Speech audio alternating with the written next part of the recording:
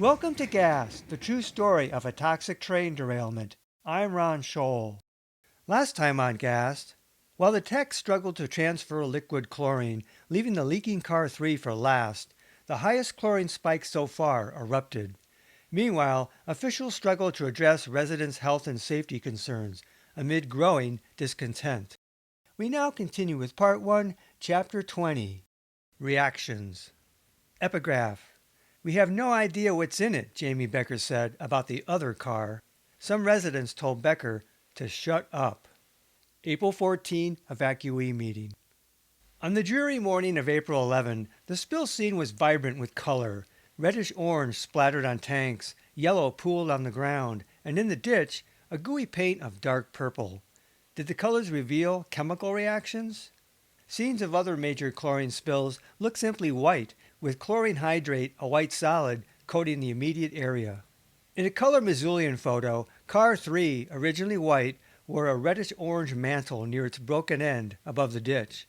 The adjacent black cresylate tank looked brownish-orange on its broken end, the two tank heads touching. In between them, the ground and debris were yellowish, with the clear curves of a shoreline, as if a liquid pooled. How to explain the chemistry of colors? I don't know, Chris Weiss said. It's pretty complicated. But this is what I can envision happening, which is somewhat speculation. First of all, the yellow between the tanks, that's liquid chlorine, and it's boiling. You can see it boiling around the edge where it's white. It's just boiling. That's unbelievable. You'll never see that. Hopefully, you'll never see that. Pure chlorine gas was green, which Weiss witnessed at times, but the gas in this photo was white, probably a mix of chlorine and water vapor. Of the apparent chlorine pool, Weiss said, maybe that is self-cooled to the point of being viscous, but this is just a bizarre photograph, because even if it was chlorine, then it's self-cooling and then evaporating at a tremendous rate. Rapid freeze-thaw cycles. Chlorine release test observations have since revealed that a large rupture low in a tank may allow liquid chlorine to temporarily pool on the ground. At the same time, potassium cresylate poured into the ditch beyond the tank heads. Weiss had thought chlorine compounds formed well after the initial release, as fresh chlorine gas drifted over the spilled cresylate and reacted. But as the cresylate spilled and the chlorine spewed, liquid chlorine went into the ditch, as evidenced by the ice under Car 4. You're right, he said. It would seem plausible that some of it went into the ditch and mixed, and there was a reaction mixture in the ditch. In looking at the scene, one felt compelled to ask, what happened here? Surprisingly, this scene inspired no forensic speculation. The picture ran in the Missoulian without any identification or analysis. With Car 3's hole now known to be near the bottom of the tank, a plausible scenario was that after the initial flash, liquid chlorine poured onto the ground, some spilling between the two tanks, the yellow color, perhaps self-cooling to last a few hours, boiling away periodically at the surface and edges. Some chlorine also dumped into the ditch, where it pooled beneath Car 4, later with a cocoon of ice. At the same time, the purplish potassium cresylate dumped into the ditch, the tilted tank mostly emptying. The reddish orange-brown on top of the tanks possibly indicated a reactive mix of the two chemicals. There was no record of a wipe sample taken from the tank tops. The splattering appeared to reflect liquid drops falling down on top of the tanks. This could have resulted from a violent exothermic reaction between the two chemicals in the ditch, which threw up and outward a spray of mixed chemicals and colors. In the close-up photo, the ditch obscured by fumes, the tanks seemed poised on the edge of a noxious abyss. Friday, April 19. Garon Smith taught environmental chemistry at the University of Montana and sat on the Missoula City-County Boards of Health.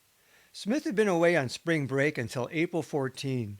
On April 16, Smith heard from Jim Carlson of the Health Department that people returning to their homes were complaining about a pesticide-like smell and suffering a variety of recurring discomforts, Smith later wrote. Carlson asked about the likelihood of reactive interactions between the vented chlorine and the organic material in an adjacent leaking tank car. Carlson told Smith the two cars were in intimate contact. Smith told Carlson, "I think there's something to worry about. You better give me a sample so I can test it." Smith didn't recall ever knowing how much cresylate had spilled. The newspaper accounts weren't real informative, he said, but through officials, I knew there was a pool of it in the ditch. Smith added, I had to look up potassium cresylate. It's not one of your everyday chemicals. Smith would perform a sample analysis utilizing the university lab's thermal desorption gas chromatograph mass spectrometer, the GCMS. By chance, Smith was doing research for the Army at the time and had the fastest device available for analysis of semi-volatile organics, SVOCs. It takes about 20 minutes to get an answer, he said. Conventional analytical labs took about 48 hours to do a quick analysis. The EPA collected a sample of the stained ditch soil on April 14, but they wouldn't get the analysis back until April 22nd, originally in no hurry to get results. The EPA and Olympus began working with Smith. On April 17, Olympus collected a sample in the vicinity of the cresylate tank. On April 18, Smith's lab desorbed what we believed was a contaminated soil sample, he said, expecting to look for trace levels. Soon, the lab reeked with the odor of cresol and mercaptans. Smith learned from Olympus that he had been given a sample of pure product sludge, which rendered the lab's instrument useless afterwards until properly cleaned. Smith recalled the cresols smelled like medicine to him and didn't bother me at all, he said. But the smell was powerful, despite a very small sample and a lab with good venting. In an initial scan of the chromatograph, Smith found phenol and a string of various phenolic compounds, including chlorinated ones. Phenol and methylphenols made up industrial-grade cresol. The chlorinated compounds had formed in reaction with the chlorine. Potassium cresylate was cresol dissolved in potassium hydroxide. Cresol is phenol with a methyl group on it, Smith explained. The three major components I found in the tank were phenol, orthocresol, and paracresol, which are 2 and 4-methylphenol. Add chlorine to the mix. Clearly, Smith wrote, chlorinated phenolic cross products had been formed from a combination of chlorine and the aromatics in the cresylate tank car. Late Thursday, Unified Command got the news. Smith later met with the Health Department, Olympus's Dave Torgerson, and an MRL rep to plan investigating how far the compounds migrated and how to contain any. At the same time, Smith wrote, I was queried about what I would suggest for identifying the white powder reported by Alberton residents who had visited their homes. Smith made 4 recommendations. Cover the sludge with plastic to prevent infiltration of rain that might threaten groundwater with contaminants. Collect soil samples radially from the site to analyze for SVOCs as evidence of air fallout. Collect 2 air samples from the site area for organic analysis, and test the white powder.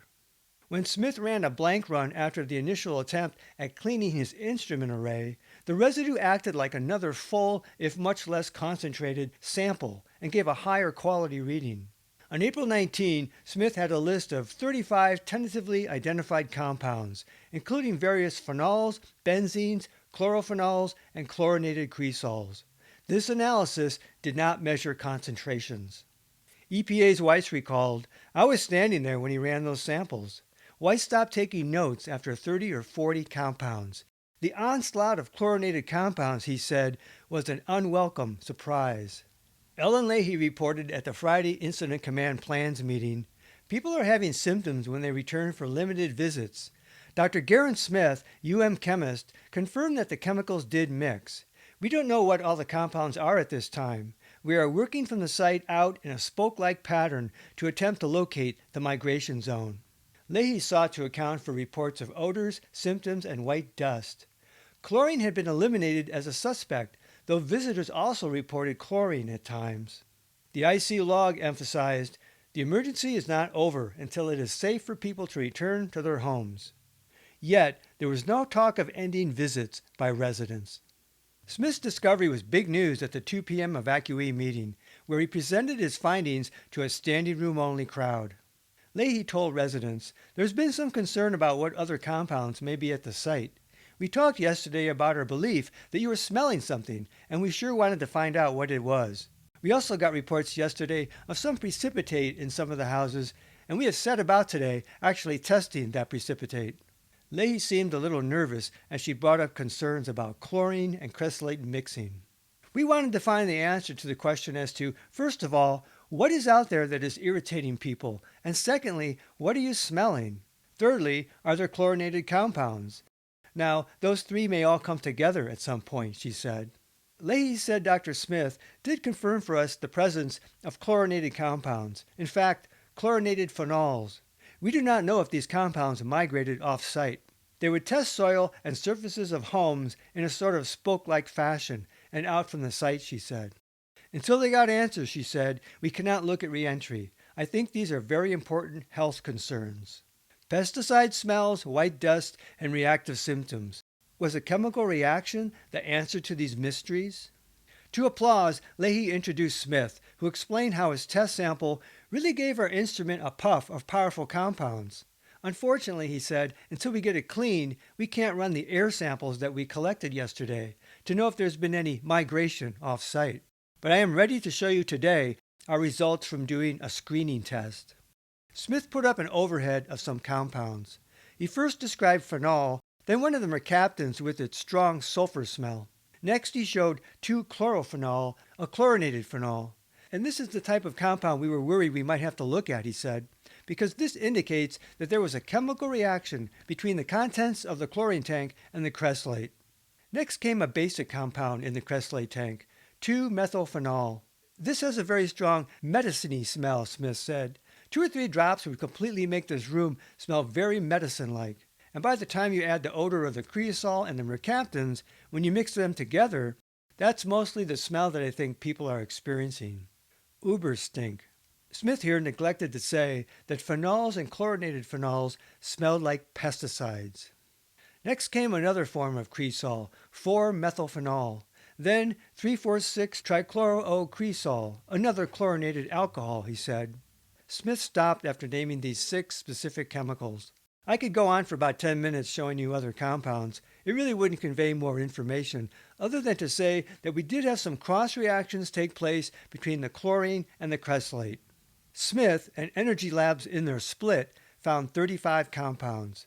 The complete list was not published before reentry. Smith didn't think the compounds very volatile. Smith: there is the possibility that during the actual reactions that an aerosol, very fine droplets, were swept up into the air that could have had some of these with them and could have been transported away from the actual site of the tank breaching. And that's what that sampling away from the site is going to determine, and what our air samples from yesterday, when we could analyze them, will probably tell us. However, he said, I wouldn't really expect much of it to move very far in the environment away from the actual reaction site. Smith's greatest concern was protecting groundwater. Until the cleanup, he recommended covering the contaminated soil with plastic, a preventative measure overlooked so far. Smith's presentation triggered many questions and heightened evacuees' concerns about exposures.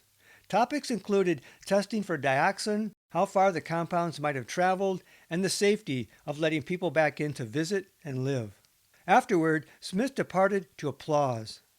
Smith would write of his presentation, the important point I made was that we needed to determine how widespread the chlorinated cross products had traveled. I noted that once the initial chlorine venting had ended, there was little reason to expect the chlorinated phenols and cresols to be moved. Leahy then introduced EPA toxicologist Chris Weiss. Weiss assured evacuees, one of the first things we did on the site was collect a sample of the cresol. That happened absolutely on the first day when EPA arrived here. Weiss omitted that sampling occurred April 14 when locals and MRL finally gave the EPA access. The EPA gathered their sample prior to hearing complaints and, in no particular hurry, had not fast-tracked their analysis, which was also quantitative. Weiss: we're beginning to turn our attention to these more chemically complex substances that we know are associated with the site. We are seeing these chlorinated phenols. That's not unexpected. But to the public and by the logs, it had appeared completely unexpected. Weiss recalled it as a, quote, surprise. Weiss reported that he and Olympus sampled today in one Alberton home and the schools in search of the reported white dust. Among a flurry of questions, a young woman asked, considering that the testing of the chlorine compounds in the area has not been done yet, and in what concentration you don't know, I'm wondering, in your opinion, would you suggest the reopening of any area that has been evacuated? Weiss explained that officials were establishing a set of criteria to use for people moving back in. But the area east of Petty Creek had already been opened, and many people still visited the exclusion zone. Safety had been based solely on chlorine, and officials had made underinformed decisions. Now, residents still wanted to know about initial chlorine concentrations and modeling. Dan Watts promised again. Now that they have the size of the hole in the tank, they'll be able to fairly accurately model just exactly that, he said, based on the weather stations, and be able to determine parts per million out at the site. Watts then introduced two guests. We've also made a pledge to people to get as good people as we can in terms of specialists. And we have two people here today, Dr. Howard Sandler, an MD, and Dr. Sheldon Rabinowitz, a PhD in toxicology and industrial hygiene. Dr. Sandler was an occupational environmental physician with experience with the CDC and NIOSH and as an advisor to the EPA and OSHA. Some evacuees had complained about the panel's lack of medical specialists in chlorine exposure, and this was MRL's response. Weiss, who had been conferring with the Poison Control Center doctors, had nothing to do with the doctors MRL brought in. He recalled, "I think we just pretty much thanked them and sent them on their way. The impression that they left with me was that they really weren't very experienced with this kind of an emergency response, a little bit like fish out of water." Rabinowitz later became a defense witness for MRL in litigation. Next, the EPA Steve Way made his first evacuee meeting appearance and explained his role as on-scene coordinator. Way assured that the EPA cresylate sample would be analyzed by the first of next week, an 8-day turnaround.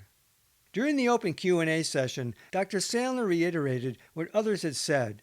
Most everyone was expected to get better, and relatively soon. As questions continued, Waldron and Watts rose to leave. A young man. In regard to how far this stuff has spread from the site, around the 4th and 5th morning after this disaster, in the morning rain, I walked out my cabin and smelled an extremely heavy pesticide-like smell, with slight irritation to eyes, nose, and throat. It was 8 miles west, directly west of the derailment in the alleged safe zone. This would put him past Fish Creek. So, he continued, there's stuff that definitely traveled that way. That sounds like what you're talking about. Heavy pesticides, slight burning, no chlorine smell per se. I mean, a little bit. Smith. The burning could be due to the hydrochloric acid, which is the byproduct of the chlorine reacting with water. The combination of the cresol and those mercaptans does have a very definite pesticide-like smell, so I'm sure that's what you're detecting. Same man. Who's the person I talked to say, hey, document this? I smelled this stuff. Much of the panel had left. A woman told him to call the 1-800-MRL number and they'll make sure you get to the right place, she said. Ultimately, there would be no public documentation of who smelled what, when, and where, including by ATSDR for their health survey. A young woman with dark brown hair stepped to the mic. Facilitator Mark Johnson tried to rein in the questions. Would your question be better answered face-to-face with someone, he asked. Woman, I would like the attention of the officials. Johnson, most of them have left because they had some other commitments. There was a lot of background chatter as if the meeting had ended, and many people weren't paying attention. The woman read from a list. I'd like to know how the evacuation zones are determined. I'd like to know about the criteria for re-entering the evacuation zone. I would also like to know if I can insist upon quick sampling testing of my soil on my land and in drinking water and the air. She then asked about the partial re-entry zone.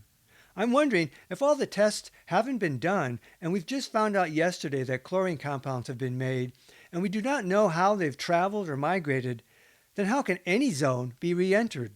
No one left on the panel had an answer. Woman, that is so important. How could that not be one of the most important things someone has to know?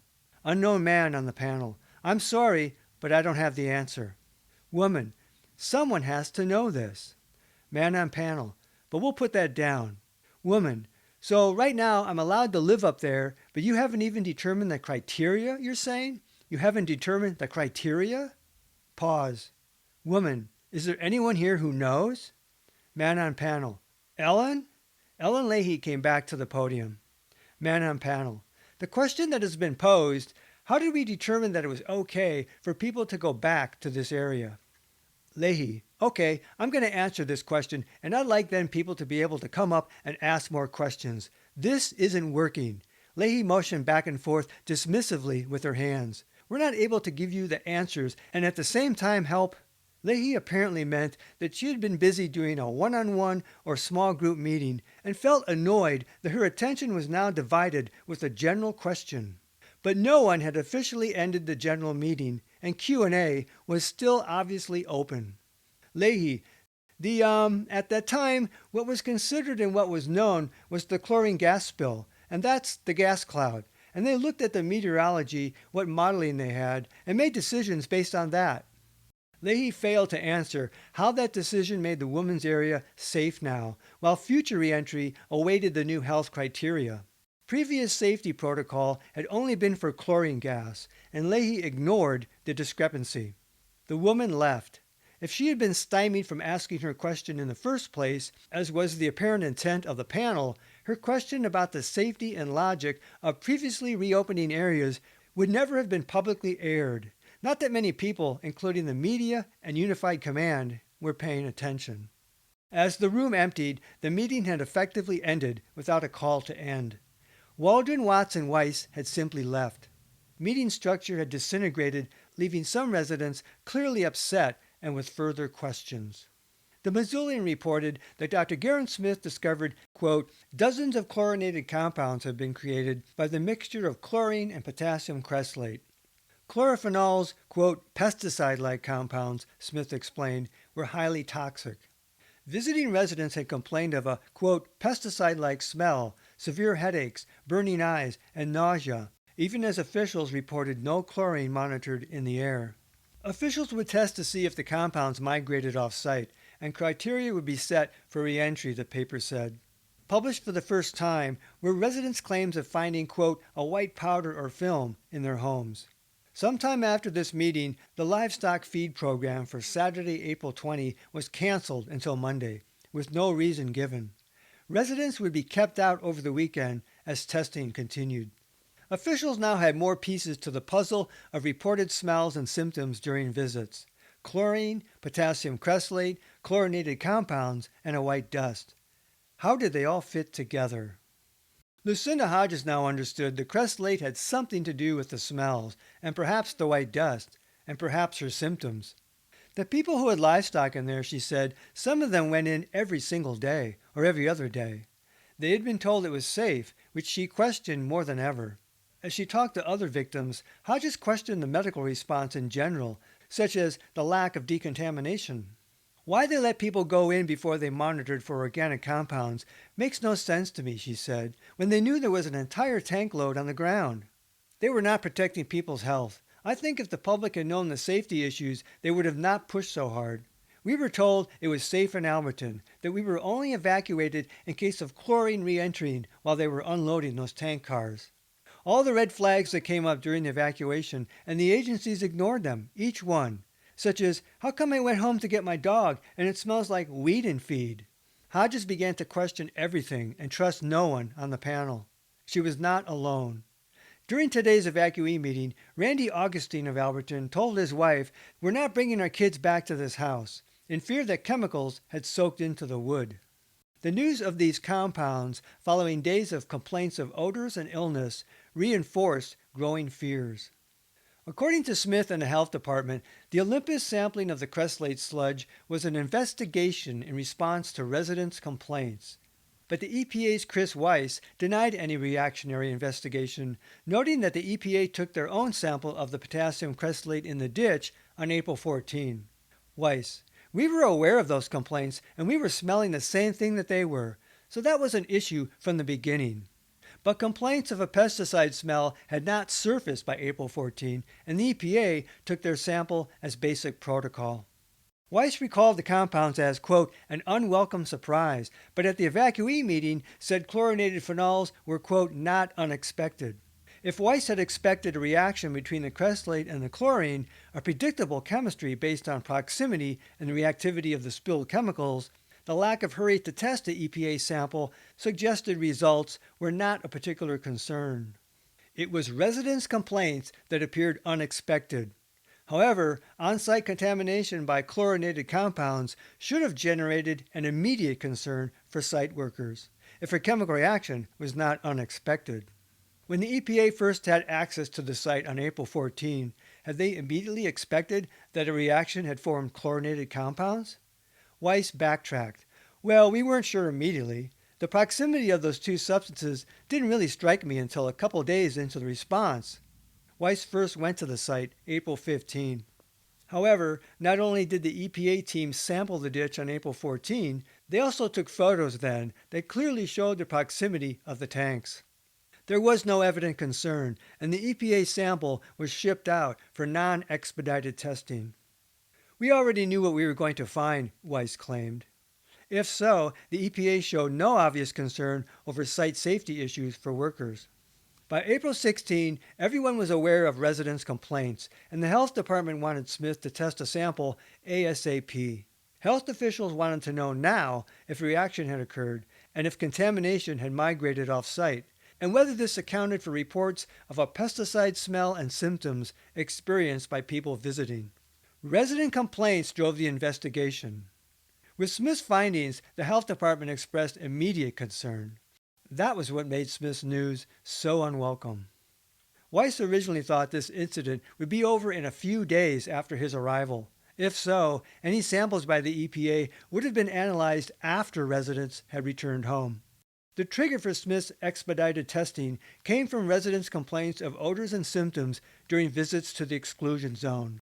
Complaints of exposure.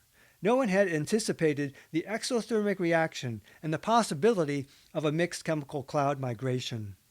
One of the 4 criteria for final reentry became, was Alberton safe from chlorinated compounds contamination? Weiss acknowledged the possibility of migration. It could have been an aerosol mist, he said, or it could even have been sort of an initial explosive dispersion from the initial somewhat violent leaking of chlorine. The wide variety of chlorinated organics that were formed was staggering, he said. Some of those would have vaporized and gone into the air at various concentrations. You can see there's a potential for airborne migration just from the photography that we had relatively early on in the case. You can see fuming chlorine. Referring to a photograph of the train a few hours after the derailment, Weiss said, it's just covered with aerosol, and that aerosol goes a couple hundred feet away. So it's certainly plausible that it did migrate.